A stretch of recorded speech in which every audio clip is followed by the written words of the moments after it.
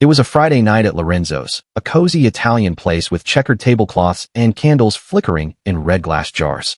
I remember the warm smell of tomato and garlic, the clink of silverware, the low murmur of conversation. I should have felt at ease. I was having dinner with Mark, a guy I'd been seeing for a few weeks. He was funny, charming, and attentive, the kind of date my friends teased me about for grinning so much afterward. Everything seemed perfect on the surface. But as we settled into our booth that night, I couldn't shake the subtle prickle of unease crawling up the back of my neck. Mark didn't seem to notice my nerves. He flashed his easy smile as he picked up the menu, asking about my day as if nothing was wrong. I answered, but my attention kept drifting to our waitress hovering nearby. She looked to be in her 30s, with tired eyes and a polite smile that faltered every time her gaze flickered to Mark. I caught her watching him for a beat too long, her fingers tightening around the notepad she held. It struck me as odd, almost like she recognized him, or like she was afraid of him. When she came over to take our orders, her voice was courteous enough, but I sensed an underlying tension. Mark ordered the special with a friendly grin. The waitress gave a stiff nod, barely meeting his eyes. Her eyes darted to mine for a split second. I thought I saw a flash of urgency there, but it was so quick I wondered if I imagined it. As we waited for our food, Mark excused himself to the restroom, leaving me alone with the soft violin music playing overhead. I sipped my water, trying to shake off that irrational anxiety knotting in my stomach. Maybe I was just picking up on the waitress's mood. Maybe she was having a bad night, and I was imagining things. I took a deep breath and told myself to relax. After all, I barely knew her, and I did know Mark, or so I thought. I was scrolling through my phone absent-mindedly when I realized the waitress was suddenly at my side. She moved with a quick, nervous energy.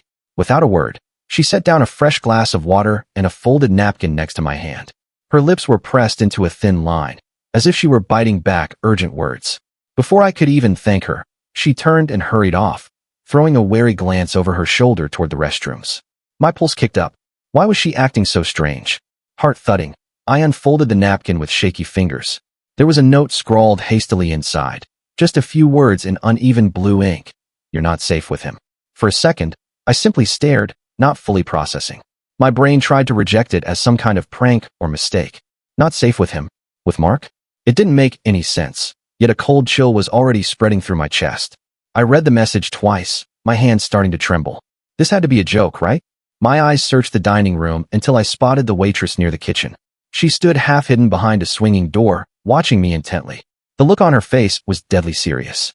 She raised a finger to her lips, signaling me to stay quiet. My mouth went dry. I quickly refolded the napkin and slipped it into my purse, just as Mark returned to the table.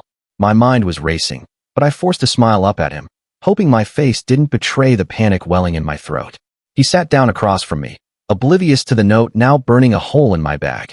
Everything okay? He asked casually, noticing something in my expression. I nodded, heart hammering, and managed to murmur, I'm fine. But nothing felt fine. A stranger, our waitress, was essentially telling me I was in danger, right here and now. And I had absolutely no idea why. I tried to steady my breathing as I picked up my fork, determined to act normal. Mark was unfolding his napkin and flashed me a smile that just hours ago would have made me melt. Now it sent a nervous flutter through my stomach. I forced myself to take a bite of pasta, though I could barely taste it over my anxiety. My mind was racing with possibilities. Was this a mix-up? Did the waitress mistake me for someone else who was in trouble? Or did she know something about Mark that I didn't? Are you sure you're okay? You look a little pale, Mark said, his brow creasing with concern. He reached across the table and lightly brushed my hand. His touch was gentle, familiar. It almost made me doubt the fear buzzing in my brain. I'm fine, I lied quietly. Just a bit of a headache. I mustered a weak smile, hoping it would pacify him. He squeezed my hand and offered to get the check if I wasn't feeling well.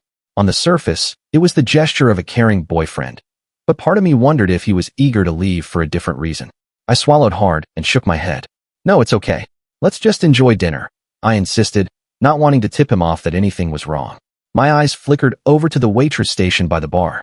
She was there, pretending to fold napkins, but her attention was fixed on our table. The moment she saw me looking, she glanced away, as if afraid to hold eye contact. A heavy feeling settled in my gut. I needed answers, and I needed them soon, without Mark noticing. As soon as our entrees arrived and Mark was distracted twirling spaghetti onto his fork, I slipped my phone out under the table. My hands were shaking so badly I almost dropped it. Under the table, I fired off a quick text to my best friend, asking her to call me in 5 minutes with a fake emergency, and to call 911 if I texted the word help. My heart pounded as I hit send. I hated how dramatic I sounded, but every instinct was screaming that this might not be a joke. I just prayed she'd see the message in time. I couldn't just sit there marinating in fear.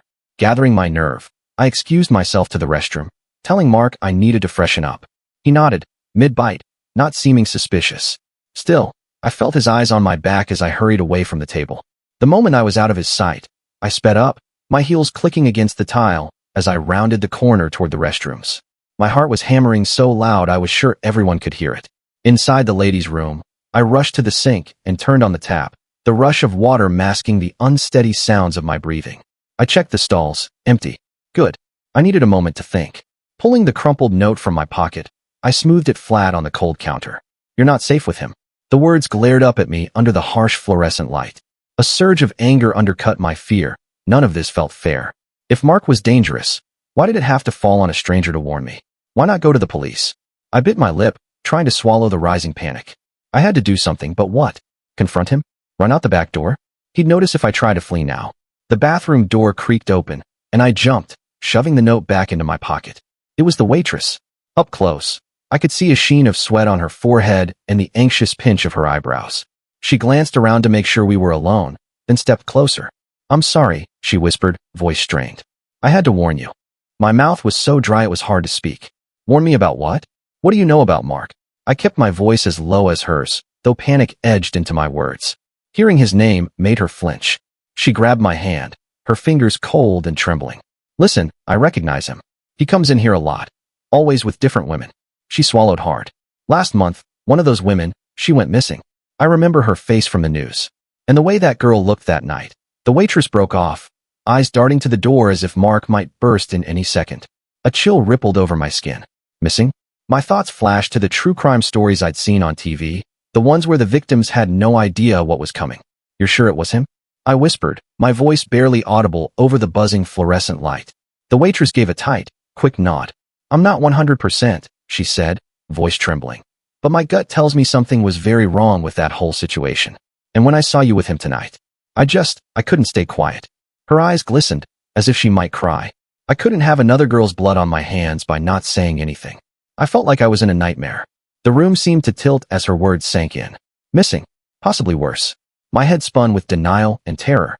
Mark had been nothing but kind to me since we met. How could he possibly be the kind of person she was implying? It seemed impossible. But the fear in this woman's face was real, and deep down, hadn't I sensed something off too? I pressed a hand to my temple. Okay. What do I do? I breathed. He drove me here. I don't want to get in that car with him if what you're saying is true. The waitress squeezed my hand tighter. Tell him someone's coming to get you. Anyone. Or say you feel sick and need to call a cab. There's a security guard in the mall next door. I can ask him to walk you out if you want. Her urgency was palpable. I nodded shakily, appreciating how she'd phrased if what you're saying is true. It gave me a sliver of plausible deniability to cling to. Thank you, I whispered. I believe you. My voice broke, and I realized I was on the verge of tears. She gave me a sympathetic, fearful look. Just be careful, okay? Don't let him suspect that you know anything. I'll keep an eye out. A sudden knock on the bathroom door made us both jump. Everything all right in there? Came a woman's voice, another customer waiting. The waitress quickly released my hand. We had run out of time. I splashed some water on my face to make it look like I'd been feeling ill, then forced myself to walk out. The waitress slipped out ahead of me, immediately diverting back toward the kitchen as if nothing had happened. I watched her go, my heart pounding with gratitude and dread. She'd given me the warning. Now it was up to me to get out of this. I returned to the table to find Mark already signing the check. He looked up with an easy grin that faltered when he saw my face. You okay? You were gone a while, he said, standing and gently rubbing my shoulder. I leaned into his touch just enough to seem natural, then gave a weak smile. Yeah, I just needed a minute. Actually, I improvised, thinking fast. My roommate texted. She's having a bit of an emergency at home. I hated lying, but I kept my tone light. I told her I'd head back early. Concern flashed in Mark's eyes. Oh no, nothing too serious, I hope, he asked. His voice sounded genuinely warm, but my guard was up now. I scrutinized every nuance, wondering if something darker lurked beneath. She lost her keys and is locked out. I fibbed quickly, latching onto the excuse I'd set up via text. I have a spare to let her in. Mark nodded slowly. Of course. We can go now. He lifted my coat from the chair and held it out for me considerately. I'll drive you home so you can help her. My stomach flipped. I had hoped he'd just let me call a ride. Actually, I said as casually as I could, slipping into my coat, she's on her way here. I told her I'd meet her out front. Mark's hands paused for a split second as he smoothed his sleeve. I thought I saw a flicker of irritation in his eyes. There, and gone so fast I wondered if I imagined it. Then he gave me that easy smile again. No problem. I'll wait with you until she arrives, then. I felt my plan wobble. The idea had been to avoid getting in his car at all, but now he intended to stick by my side until my non-existent roommate showed up. You really don't have to wait, I said, laughing awkwardly as we headed for the exit. The night air was cool on my flushed skin. I know you have an early morning tomorrow. You could get going. My attempt at dismissal sounded flimsy even to me. Mark just chuckled and draped an arm around my shoulders. Come on, I'm not going to leave you out here alone. It's dark already. That'd be pretty rude of me. He guided me across the nearly empty parking lot, not toward the curb where I'd implied I was meeting my roommate, but directly toward his car. My heart started thudding again. Mark, really it's fine. I can wait by the door, I protested, trying to slow my steps. His arm stayed firmly around me, steering me gently. Don't be silly, he murmured. If she's coming, she can just meet us at your place. I'll have you there in 10 minutes. Panic flared in my chest. This wasn't part of the plan at all.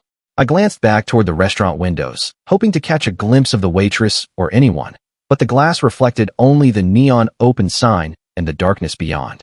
We were alone out here. My options were evaporating by the second. If I kept refusing, it would be obvious something was wrong. And if he truly was dangerous, I didn't want to see how he'd react if I tried to bolt. With my pulse roaring in my ears, I hesitated, just a second too long, and then I found myself right beside his car. I slid into the passenger seat, every nerve in my body screaming at me to run. Mark closed the door beside me with a heavy thunk that echoed in the quiet lot. A moment later, he was in the driver's seat, key in the ignition. The doors locked automatically with a sharp click. I flinched at the sound. This is fine, I told myself, trying to quell the rising panic. He's just driving me home. In 10 minutes, I'll be in front of my building safe. I repeated that lie in my head as the engine rumbled to life, but my body knew better. My hands were already shaking, clasped tightly in my lap. For a few minutes, we drove in silence. Streetlights flickered through the windows, briefly lighting Mark's face.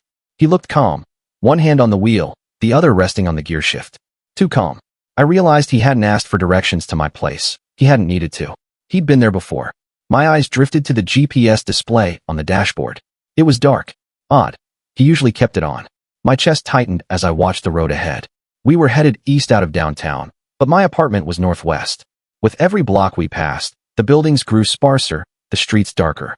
A cold sweat broke out along my back. Mark, I ventured carefully, my voice betraying a tremor. I think you missed the turn for my street. My heart was thudding so hard it hurt. He didn't respond at first. His eyes stayed fixed on the road, expression unreadable in the dim glow of the dash. Just when I thought he might not answer at all, he spoke softly, still not looking at me. I thought we could take a little detour. There's something I want to show you. His tone was gentle, almost casual, but I caught an undercurrent in it that made my stomach lurch. I really just need to get home, I said, trying to sound steady. My hand inched toward the door handle, testing it. It was locked, of course. A quiet click betrayed my attempt. Mark's lips curved in a faint smile, the kind he might give if I'd made a cute joke. Why are you in such a hurry? He asked, still in that soft, conversational tone. Your friend isn't actually waiting for you. It wasn't a question. A surge of adrenaline hit me. The jig was up. He knew I'd lied. My pulse skyrocketed. Mark, I began, unsure what I was even pleading for. His smile disappeared as quickly as someone flipping a switch. What did she tell you? He asked, and now there was no warmth at all. The flatness of his voice was almost scarier than anger would have been. My tongue felt glued to the roof of my mouth. I cast a desperate look out the window. The streets were empty. No help out there. Answer me, he said quietly, but with an edge that cut through the air. The waitress? I whispered. There was no point denying it. His question made it clear he knew. My throat constricted. She thought you might be someone dangerous.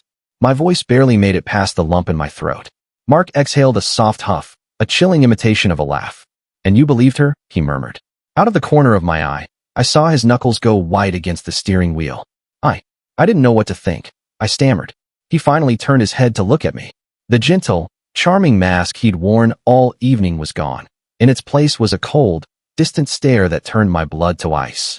You should have minded your own business, he said softly. We were having such a nice night. Things were going so well. My heart was in my throat. Despite my terror, a flash of anger sparked inside me. What were you planning to do to me? I blurted out, voice shaking. My fingers dug into the edge of my seat. Mark's eyes flickered with something, annoyance? At the question. He didn't answer directly.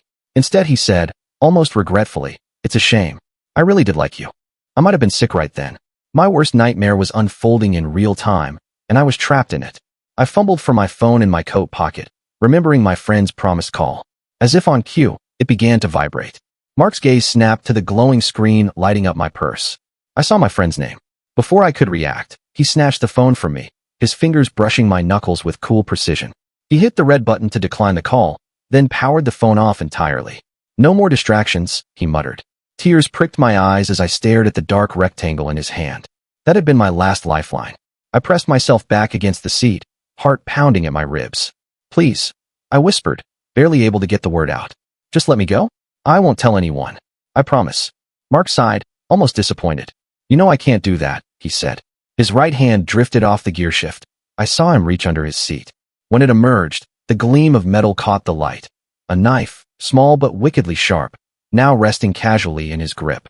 I sucked in a breath as pure panic flooded me. He noticed my stare and turned the blade slowly between his fingers. Don't do anything stupid, he murmured. I'd hate for things to get messy.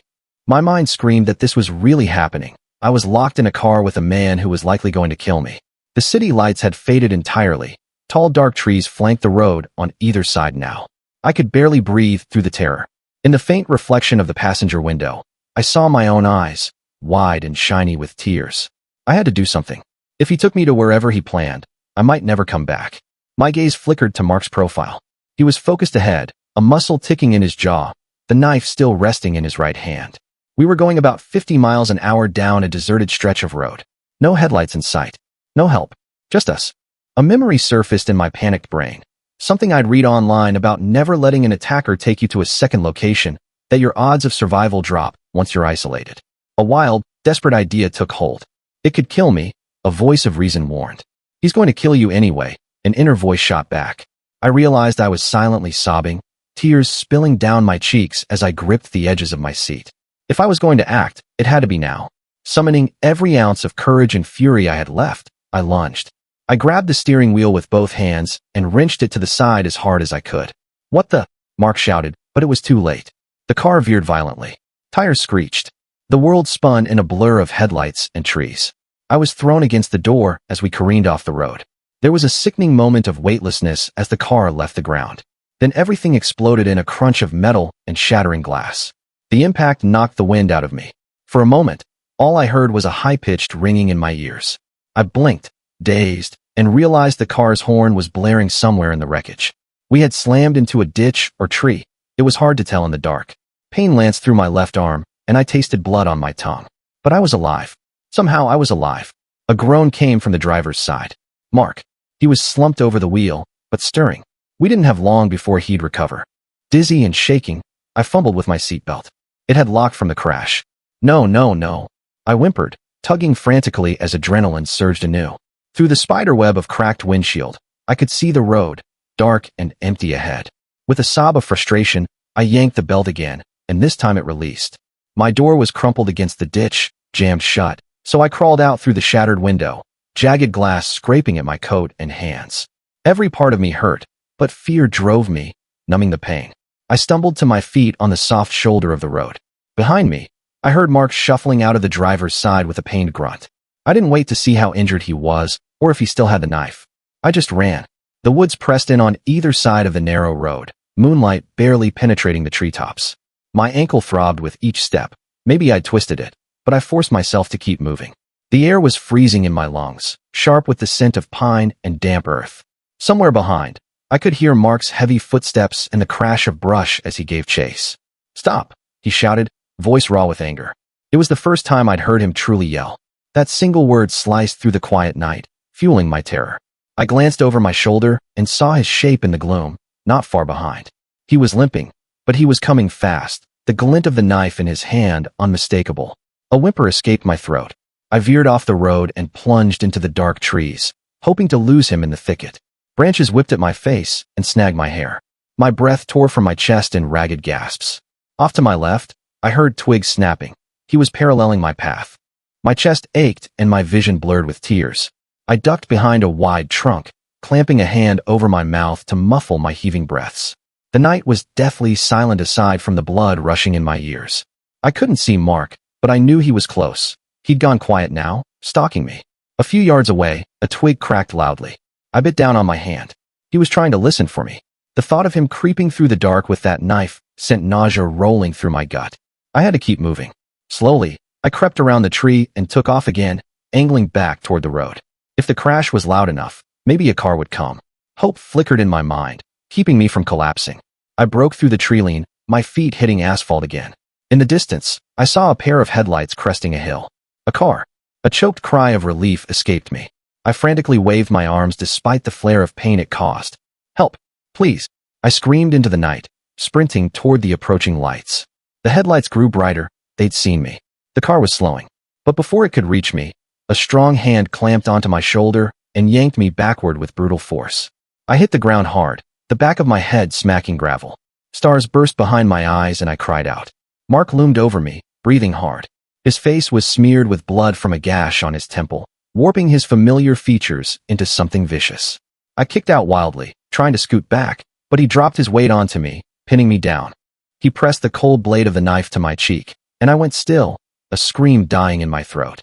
All you had to do was trust me, he hissed, fury and a twisted sort of hurt contorting his expression. But now look what you made me do. My mind flashed to the napkin note, to the waitress's terrified face. She'd been right about him all along. And now I was about to pay for it. Sobs shook my body. Please, I begged one last time, voice cracking. You don't have to do this. His jaw tensed. For a heartbeat, neither of us moved. I could hear a car engine idling nearby and voices shouting. The crash had drawn help. Mark's eyes darted toward the distant beams of light, distracted. It was the only chance I might ever get. With a burst of frantic courage, I snapped my head forward and spit straight into his eyes. He recoiled with a curse, his grip on the knife loosening. In that split second, I bucked and twisted free from under him. I scrambled toward the road, screaming at the top of my lungs. Here. I'm here. I shrieked. A flashlight beam swung wildly and landed on me. Two figures were sprinting over, the people from the car, or, no, they were in uniform. Police. A flashlight beam caught Mark as he lunged after me, knife raised. Drop the weapon. Get on the ground, an officer's voice bellowed, echoing through the trees. Mark skidded to a halt, wild eyes flicking from me to the two officers now rushing forward. In that moment, I collapsed into the arms of the nearest cop, shaking uncontrollably. He pulled me behind him, shielding me. Mark took a step forward, desperate and cornered. The knife still glinted in his hand. For a tense second I thought he might try to rush us, but then his shoulders sagged. The blade clattered to the pavement as he let it drop. He slowly sank to his knees on the road, lowering his head in defeat. One officer swiftly kicked the knife away and forced Mark fully to the ground, pinning his hands to cuff him. I stood there in a daze as the second cop kept a firm hold on me, as if afraid I'd fall over.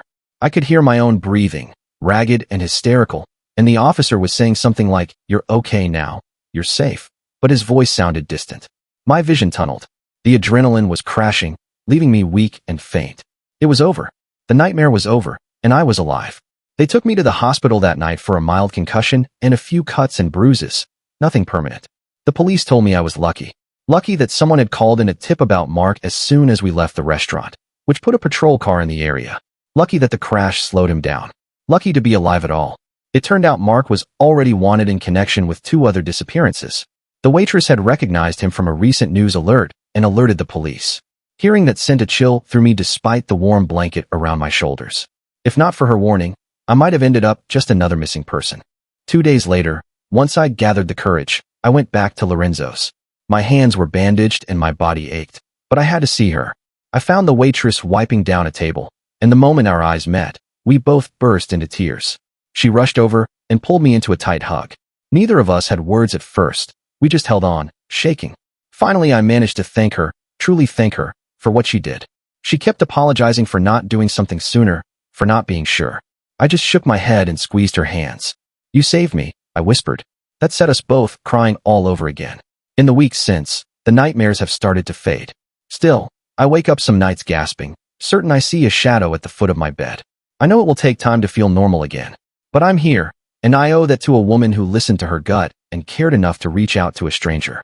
I keep that crumpled napkin in my desk drawer. You're not safe with him. Those words remind me that evil can hide behind a friendly smile, that a gut feeling is often right, and that sometimes a whispered warning can save your life. Every so often, I find myself thinking, what if I hadn't listened, if no one had spoken up? I try not to linger on that question. Instead, I hold on to the fact that someone did speak up, and I did listen. And because of that, I'm still here.